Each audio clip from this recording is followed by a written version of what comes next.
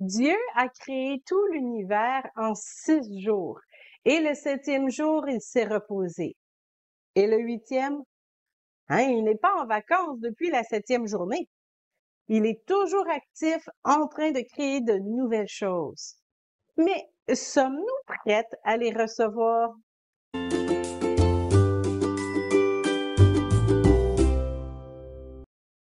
Avec Dieu, il y a des choses qui ne changeront jamais, comme son amour pour nous et son engagement envers nous. Je ne violerai point mon alliance et je ne changerai pas ce qui est sorti de mes lèvres.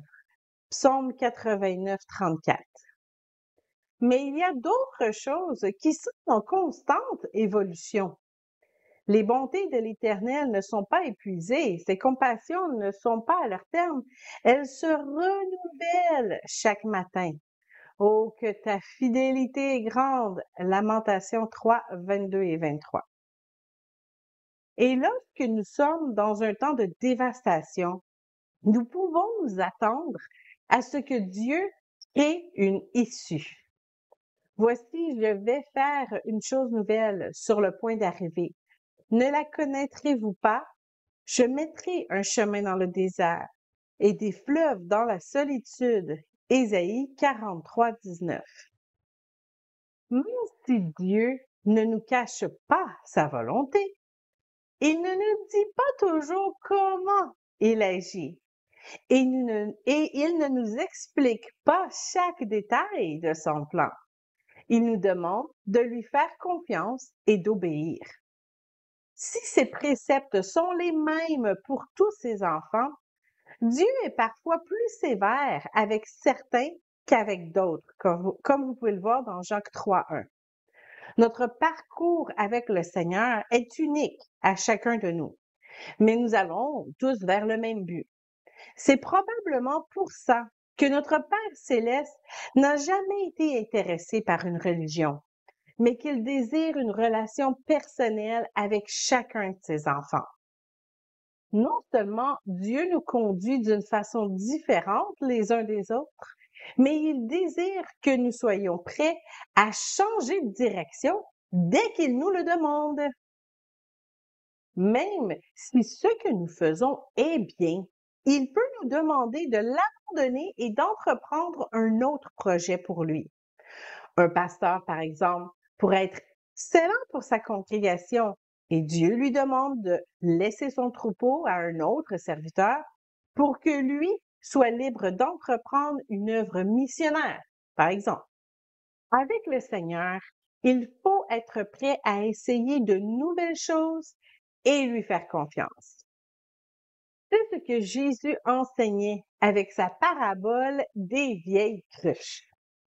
Personne ne met du vin nouveau dans de vieilles outres. Autrement, le vin nouveau fait rompre les outres. Il se répand et les outres sont perdues. Mais il faut mettre le vin nouveau dans des outres neuves. Luc 5, 37 à 38. Le mot grec traduit dans cette version par outre est askos, qui est mieux traduit dans d'autres versions par un sac en cuir.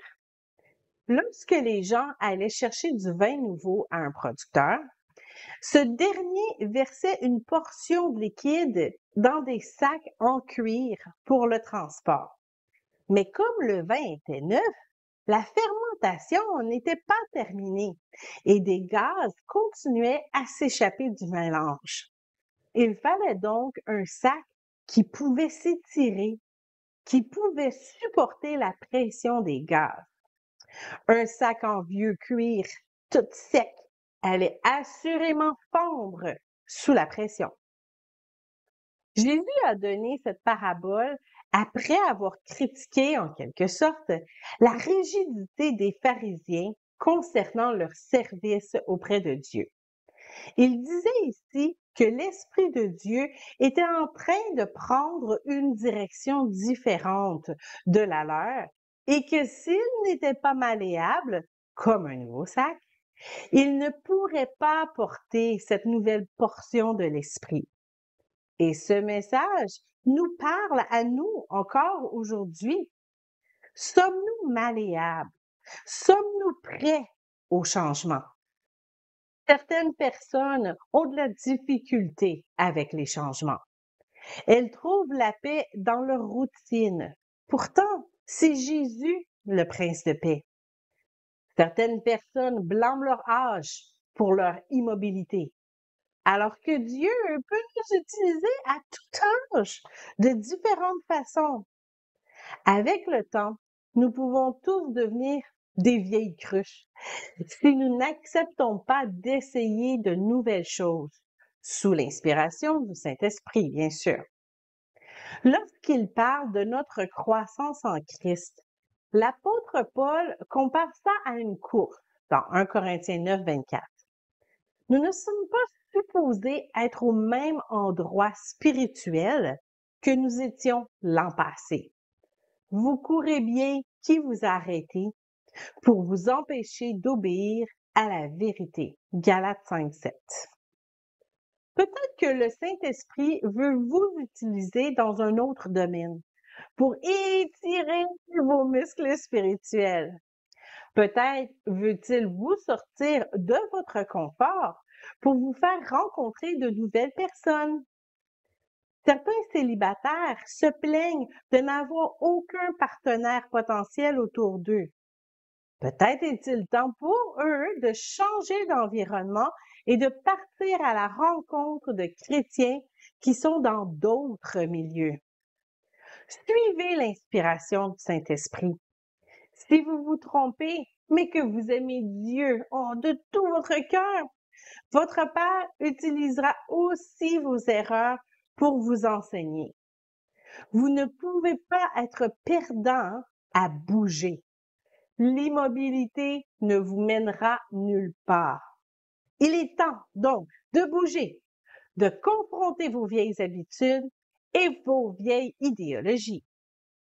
Quand l'Esprit de Dieu sera prêt à déverser ses trésors dans votre cœur, vous serez alors assez flexible et malléable pour contenir ce vin nouveau.